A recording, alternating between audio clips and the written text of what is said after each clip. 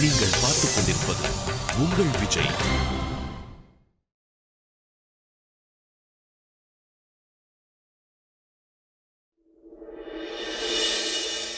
என்ன சொல்ற? ஆமா வினய், கருணை நான் தான் கொலை பண்ண.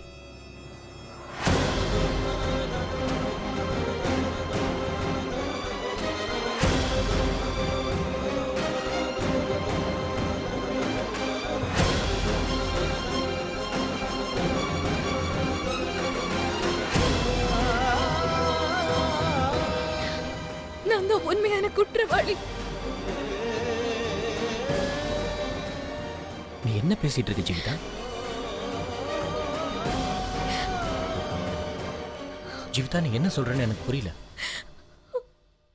கருணை நீ கொலை பண்ணியா? ஆமா வினய், அந்த கருணை நான் தான் கொலை பண்ணேன்.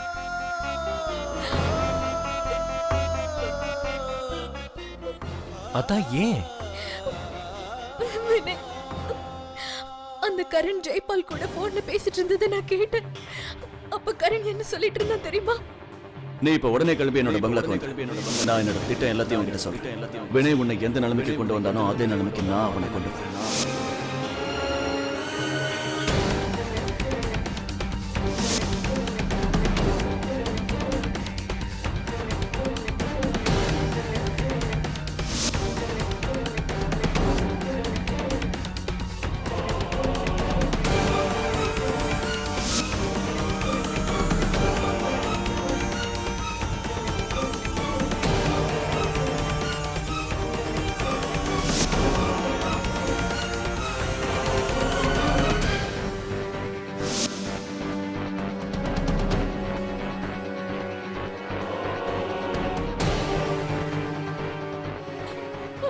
கரண், மரியாதையா மாலத்தியை விட்டு. சுட போறியா? சுட. ஆமா, மாலத்தியை விட போறியா? இல்ல நான் உன்னை சுடுறேன். சுடி பார்க்கலாம். சுட. சுட. கரண்,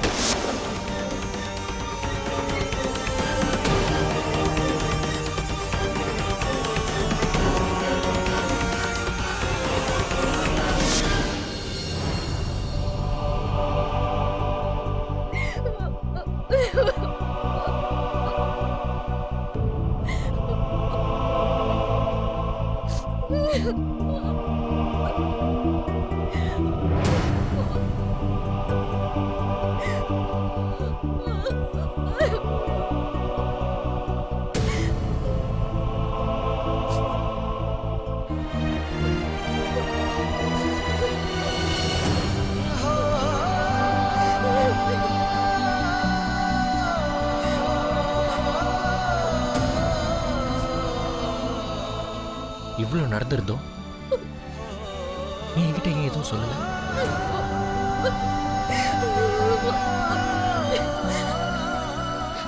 இதுல அக்காவோட தப்பு எதுவும் இல்ல மாமா. நான் தான் அக்கா கிட்ட சத்தியம் வாங்கின இத பத்தி நம்ம வீட்டுல இருக்கிற யார்கிட்டயும் சொல்ல வேண்டாம் மாமா. கரணை கொலை பண்ண பழி அவ ஏத்துக்க தயாரா தான் இருந்தா. ஆனா விஸ்வா அதுக்கு ஒத்துக்கவே இல்ல. மாலதி, விஸ்வா நிரபராதி. ஆனா நீயும் குற்றவாளி இல்லக்கா. நீ என்ன காப்பாத்தணுங்கிறதுக்காக தானே கரணை தெரியாம ஷூட் பண்ணிட்ட.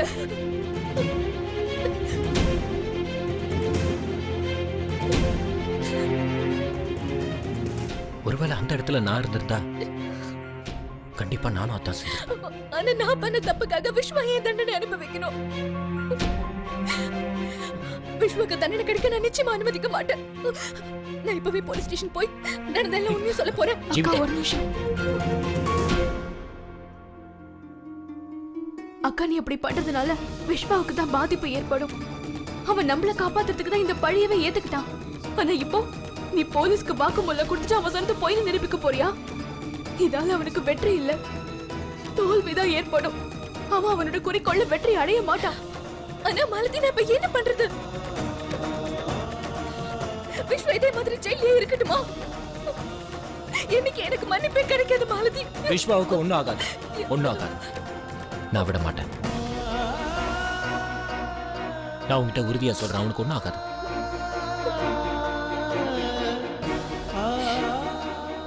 இதுக்கு என்ன செய்யணுமோ அதை நானே செய்றேன்.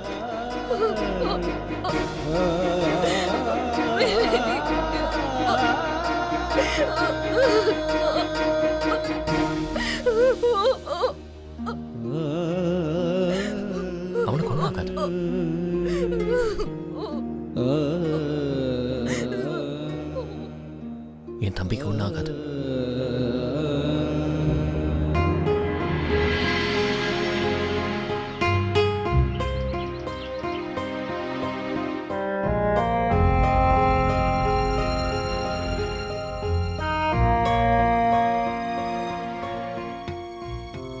அம்மா, நீங்க எதுக்கும் கவலைப்படாதீங்க. நம்ம விஸ்வாக்கு ஒன்றும் ஆகாது. அப்படி எப்படி இருக்க முடியும் வினய்? என் பையன் ஜெயில இருக்கா. அவன் விடுதலை ஆவான்ற நம்பிக்கை எனக்கு இல்ல. அவன் எதிர்காலமே கேள்விக்குறி ஆயிடுமோன்னு பயமா இருக்கு. ஆனா நீ பயப்படாதங்கிற. ஒரு அம்மாவோட வலியை புரிஞ்சுக்கிறது ரொம்ப கஷ்டம். அம்மா, நீங்க நினைக்கிறது தப்புமா. என்னால உங்க கஷ்டம் என்னன்றதை நல்லா புரிஞ்சுக்க முடியும். ப்ளீஸ் ப்ளீஸ் வினய், விஸ்வாவை காப்பாத்து. நிச்சயமா என் மனசு ஒத்துக்கவே மாட்டேங்குது வினய். விஸ்வா குற்றவாளின்னு எனக்கு என் வளர்ப்புல முழு நம்பிக்கை இருக்கு. விஸ்வா அப்படி பண்ணியிருக்க மாட்டான்னு. ப்ளீஸ் வினய், விஸ்வாவை எப்படியாவது காப்பாத்து. அவனுக்கு ஒன்றும் ஆகாதுமா. அவனுக்கு ஒன்றும் ஆகாது. நான் இருக்கமா. அவனுக்கு ஒன்றும் ஆகாது. தம்பி இவ்வளோ பெரிய கஷ்டத்தில் இருக்கும்போது என்னால் பார்த்துட்டு சும்மா இருக்க முடியுமா? அம்மா, விஸ்வாவுக்கு எதுவும் ஆக நான் விட மாட்டேன்.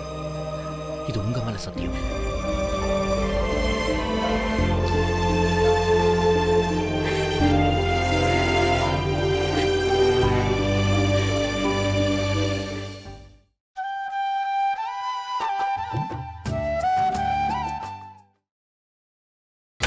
நீங்கள் பார்த்துக் கொண்டிருப்பது உங்கள் விஜய்.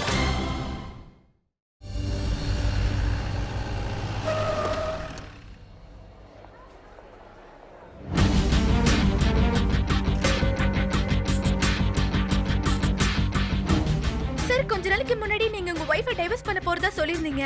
இப்போ இந்த கொலை வேற பண்ணிருக்கீங்க. இதுக்கு அர்த்தம் என்ன சார்? சார், உங்களுக்கும் கரணுக்கும் ஏதாவது சொத்து பிரச்சனையா? உங்களை தவிர இந்த மர்டர்ல வேற யாருக்கெல்லாம் தொடர்பு இருக்கு? இத பாருங்க, இப்போ என்கிட்ட எந்த கேள்வியும் கேட்காதீங்க. என்ன உள்ள போக விடுங்க. நீங்க எப்படியும் உள்ளதான் போக போறீங்க. ஆனா இப்ப விஷயம் என்னன்னா, மிஸ்டர் வினய் வதேரா இதுவரைக்கும் எந்த கேஸ்லயும் தோத்ததில்ல. ஒருவேளை அவர் உங்களால இந்த கேஸ்ல தோக்கிறதுக்கு வாய்ப்பு இருக்கா? இம்பாசிபிள்.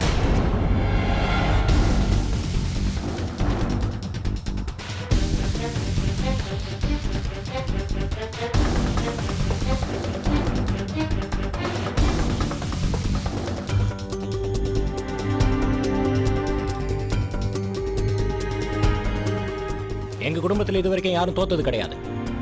இனிமேலும் தோக்க மாட்டோம். இந்த கேஸை நீங்க வாதாட போறது இல்லையா? சந்தேகமே வேண்டாம். ஏன்னா இந்த கேஸை நான் தான் வாதாட போறேன். நான் தான் ஜெயிக்க போறேன். தேங்க்யூ. வாடப்பலாம்.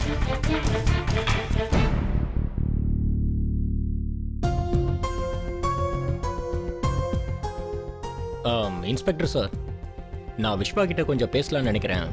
ஆஸ் அ லாயரா ஒரு 2 minutes பர்மிஷன் தர முடியுமா? சரி.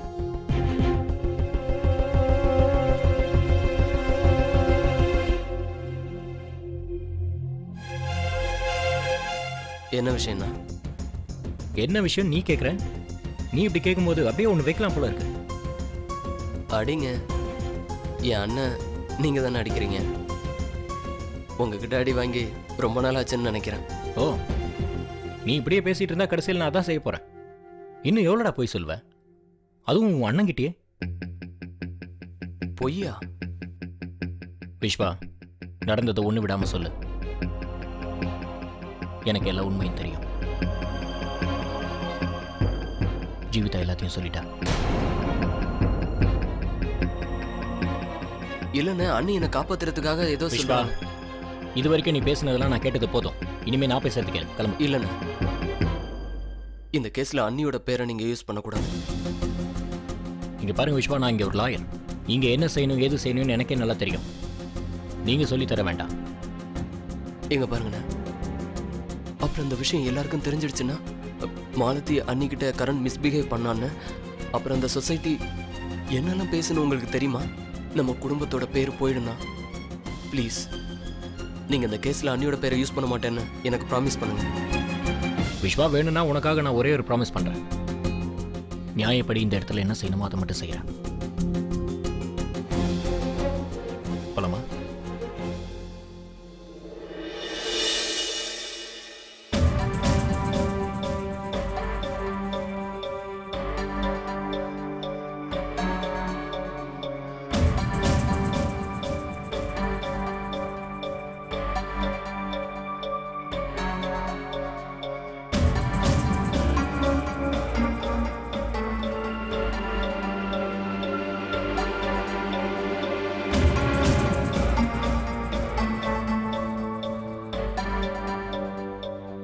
உங்க விவாதத்தை கோர்ட்டுக்கு முன்னாடி தொடங்கலாம். மை லார்ட், இந்த கரனுடைய மர்டர் கேஸ்ல முக்கியமான குற்றவாளியான இந்த விஸ்வா போலீஸ் முன்னாடி தன்னுடைய குற்றத்தை அவரே ஒத்துக்கிட்டாருங்கிறது எல்லாருக்கும் தெரியும். எனக்கு என்ன தோணுதுன்னா, தேவையில்லாத ஆர்குமெண்டால கோர்ட்டுடைய கால நேரம் வீணாயிடக்கூடாதுன்னு தான். எனவே குற்றவாளிக்கு கடுமையான தண்டனை கொடுக்க வேண்டும் என்று தங்களை தாழ்மையுடன் கேட்டுக்கொள்கிறேன். That's all, Your Honor. Objection, my lord.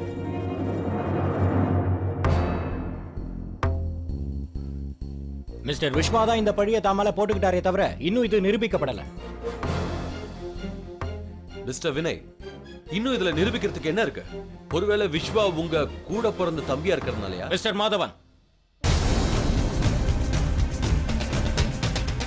நான் இந்த கேஸ்ல சொந்த சகோதரனா இல்ல, ஒரு வக்கீலா வாதாட வந்திருக்கேன். யுவர் ஆனர், என்னோட கட்சிக்காரர் மிஸ்டர் விஸ்வா இந்த கொலையை தான் செஞ்சதா போலீஸ் கிட்ட வாக்குமூலம் கொடுத்திருக்காரு. இது ஒண்ணு நமக்கு புதுசு கிடையாது, ஏன்னா மிரட்டி கூட இந்த மாதிரி செய்யலாம்.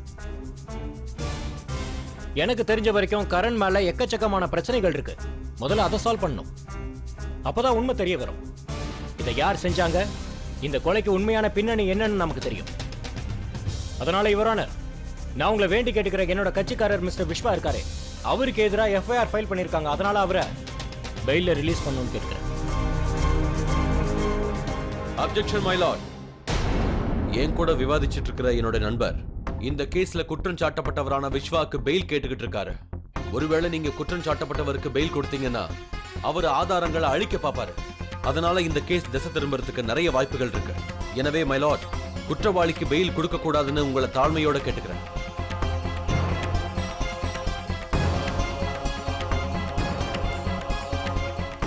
Prosecution's request is accepted.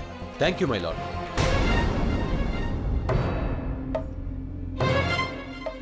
இந்த கேஸை தீவிரமா விசாரிச்சதுக்கு அப்புறம் இந்த கோர்ட் அக்யூஸ்டோட பெயிலை நிராகரிக்குது. The court is adjourned till next hearing.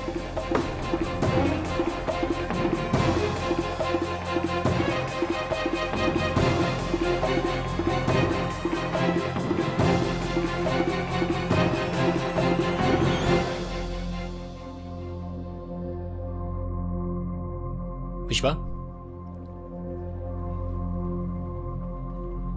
நீ ஒன்றும் கவலைப்படாத. நான் உனக்கு வாக்கு கொடுத்துருக்கேன், உன்னை கண்டிப்பாக அப்படியே கொண்டு வருவேன். எனக்கு உங்க மேல, உங்க வாக்கு மேல முழு நம்பிக்கை இருக்கு.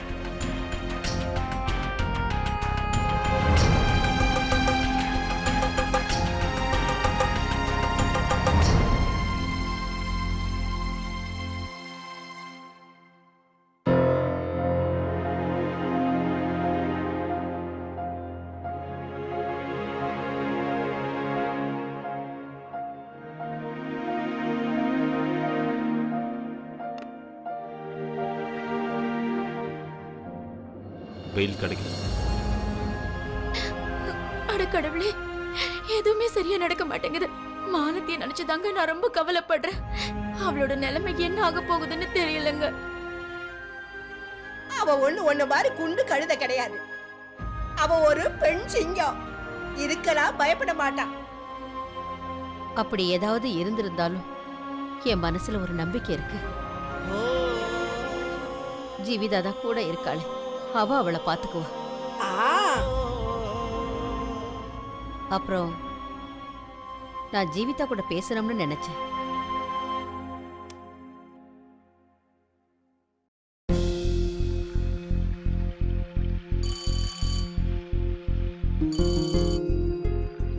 சொல்லுங்க பாட்டி.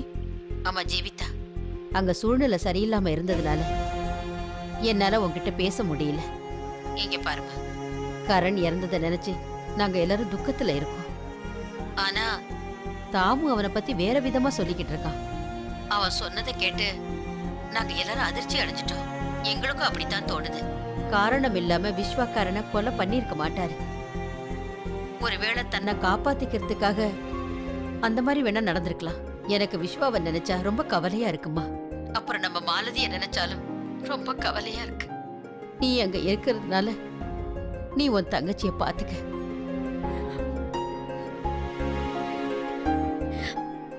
பாட்டி நான் உங்ககிட்ட அப்புறமா பேசுறேன்.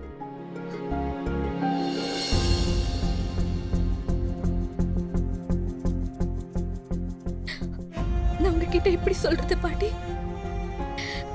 இங்க நடக்கிற எல்லா பிரச்சனைக்கும் காரணமே நான் தான். இப்ப மாலதி தான் பாட்டி என்ன சமாளிச்சிட்டு இருக்கா. அவதான் என்ன பாத்துக்கிட்டு இருக்கா.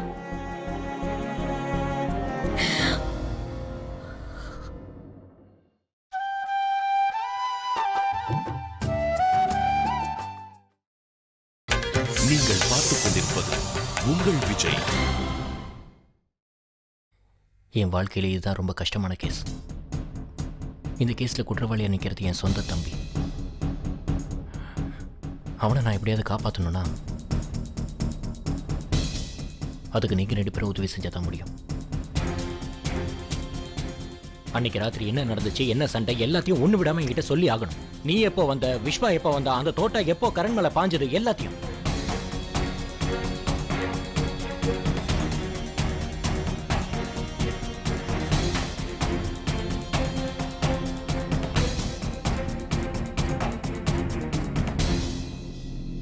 சரி வினய், நான் உங்களுக்கு முதல்ல இருந்தே சொல்லிடுறேன். கரண் பேசினதை கேட்ட உடனே நான் அவனை ஃபாலோ பண்ண ஆரம்பிச்சேன். நான் அவனை சந்தேகப்பட்டு கொஞ்சம் கொஞ்சமா அவன் வீட்டு வாசல் வரைக்கும் போயிட்டேன். கரண் தேவையில்லாம என்னென்னமோ வித்தியாசமா பேசிக்கிட்டு இருந்தான். அவன் பேசுறது எல்லாமே தப்பா இருந்தது. நான் இங்க வந்ததே உங்க எல்லாரையும் அழிக்கிறதுக்கு தான். மாமா, நான் ஒரு விஷயம் சொல்ல மறந்துட்டேன். அந்த நேரத்துல என் கையில ஒரு ஹேண்டிகேம் இருந்துச்சு. நான் அப்புறம் அதை வெளியே எடுத்து எல்லாத்தையும் ரெக்கார்ட் பண்ண ஆரம்பிச்சேன்.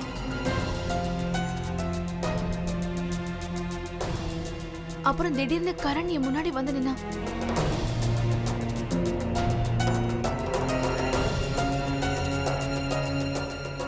ஒரு நிமிஷம். உன் கையில கேமரா இருந்துச்சா? ஆமா, அந்த கேமரா எங்க இப்போ? மாமா, அந்த கேமராவை கரண் என் கையில இருந்து பிடுங்கி தூக்கி போட்டுட்டான். கரண் அந்த கேமராவை பிடுங்கி போடும்போது அது ஆஃப்ல இருந்துச்சா, ஆன்ல இருந்துச்சா?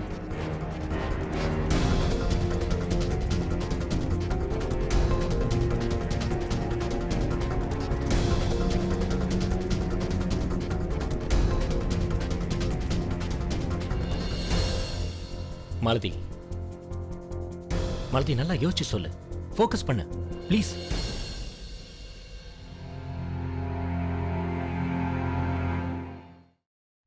நல்லா யோசிச்சு சொல்லு.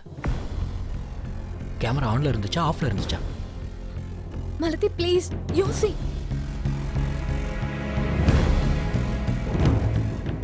நல்லா ஞாபகப்படுத்தி பாரு.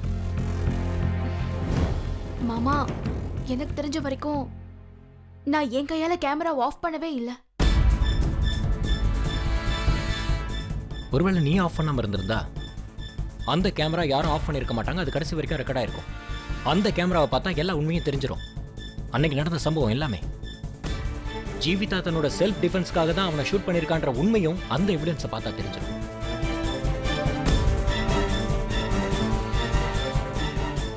ஆனா மாமா, அந்த கேமரா எப்படி கிடைக்கும்? அந்த கேமரா கண்டிப்பா போலீஸ் ஸ்டேஷன்ல தான் இருக்கணும். நான் பேசாம ஒன்று செய்யறேன், நானே போய் அதை பார்த்துட்டு வரேன்.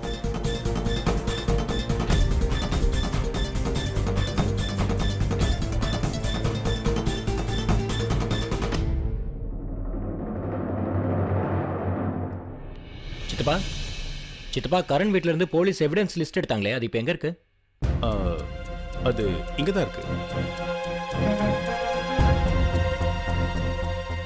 இந்த இருக்கு. இந்த ஃபைல் தான். இந்த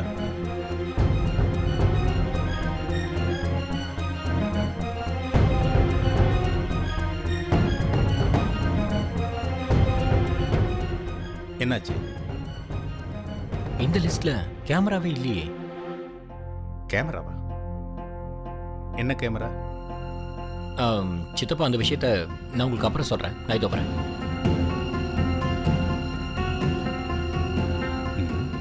கேமராங்களா?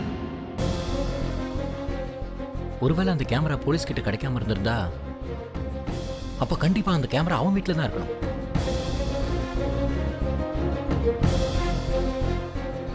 நான் முதல்ல கரண் வீட்டுக்கு போகணும்.